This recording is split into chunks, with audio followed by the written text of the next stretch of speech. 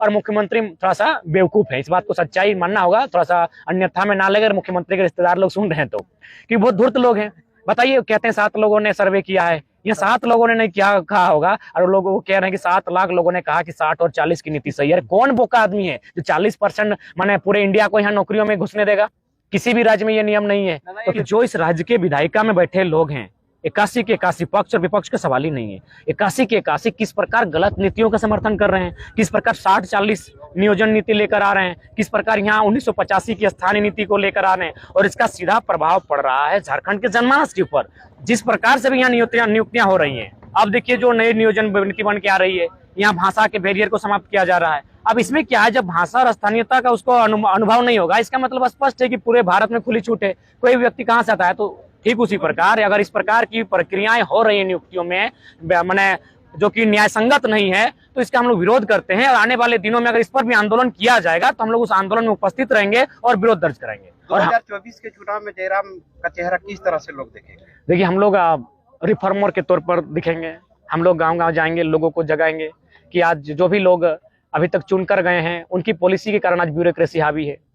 और मुझे लगता है कि अब हम लोग को सोशल मीडिया का जमाना है, मीडिया का जमाना है, प्रिंट मीडिया, डिजिटल मीडिया, सबका अच्छा सहयोग मिला है। हम लोग को ज्यादा मेहनत करने की आवश्यकता नहीं पड़ेगी। उनके माध्यम से हम लोग आसानी से उन तक जा सकते हैं। हम लोग उनको बता सकते हैं, रांची के इंजीनियर साहब को उदाहरण दे सकते हैं, पूजा मैडम को उदाहरण दे सकते हैं कि किस प्रकार एक इंजीनियर जो हमारे राज्य का नहीं है लेकिन राजनीति के संरक्षण में, यही विधायक जो हमारे वोट से चुनकर जाते हैं उनके संरक्षण में किस प्रकार पैसा कमाता है कि उसका बेटा एक दिन में 35,000 का शर्ट पहन के फेंक देता है और हमारी पूरी जिंदगी एक 350 के शर्ट को पहनने में बीत जाती है। तो इससे मुझे लगता है पढ़ने वाले नौजवान जो कॉलेज में पढ़ते हैं, जो स्कूल में पढ़ते हैं, जो कंपटीशन की तैयारी करते हैं, वो समझेंगे और वो समझ रहे हैं, वो जान रहे हैं। ये इस देश में इस राज्य में अगर ब्यूरोक्रेसी अगर गुनहगार है तो उसके लिए पॉलिटिकल लोग जिम्मेवार हैं। अगर इस देश में कंपनी की मनमानी है तो उसके लिए पॉलिटिकल लोग जिम्मेवार हैं। इस देश में एक मामूल से इंजीनियर अगर करोड़ों का घोटाला करता है तो उसके लिए पॉलिटिकल लोग जिम्मेवार हैं। तो इसीलिए अगर कुछ बदलना है तो सबसे पहले पॉलिटिकल रिफॉर्म करना होगा। अगर पॉलिटिकल रिफॉर्म होगा,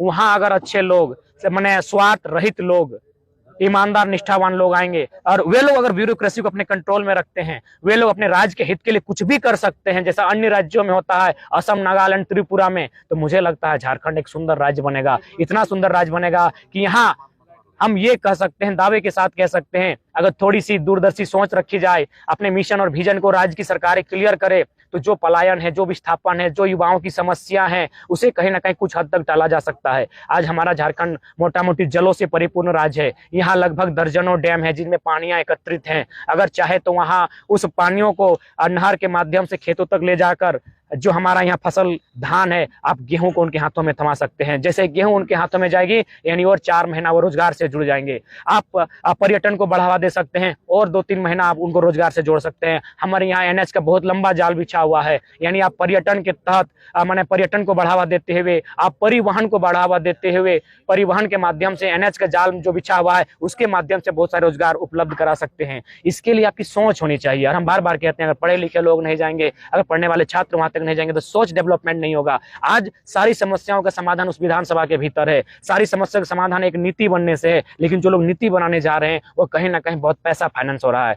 जो भी चुनाव आता है उसमें लाखों अरबों करोड़ों का खेल होता है और जब वो जीत कर सामने आते हैं तो भैया हमारी और आपकी नहीं सुनेंगे। जिस कॉर्पोरेट से पीछे की अटैची भेजा है, उसके चुनाव में फंडिंग किया है, जाहिर सी बात है जमीन उनको अधिग्रहण करने में सहयोग करेंगे, जाहिर सी बात है उनके समर्थन में खड़े होंगे और खड़े हो रहे हैं। चाहे बड़का गांव केरेडाड़ी का कहानी सुन लीजिए, 35 कॉल लगा